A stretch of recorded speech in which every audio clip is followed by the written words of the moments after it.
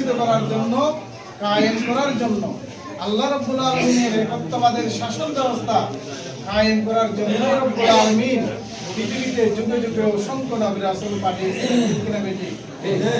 এই জন্যই আল্লাহ রাব্বুল আলামিন যুগে যুগে অসংখ্য নবী রাসূল পাঠিয়েছেন। আমি ব্যক্তিগতভাবে জামাত ইসলাম করি।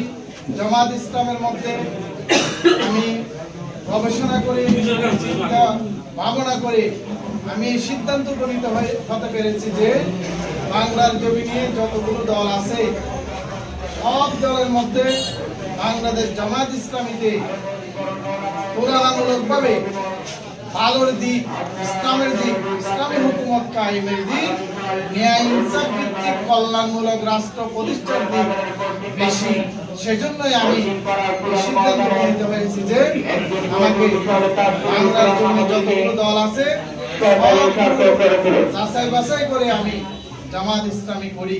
যেহেতু অন্যান্য দলের চেয়ে জামাত ইসলামীর মধ্যে ইসলামী রাষ্ট্র, কল্যাণমূলক রাষ্ট্র, মানুষের অধিকার জুলুম দূরীভূত করার প্রচেষ্টা বেশি।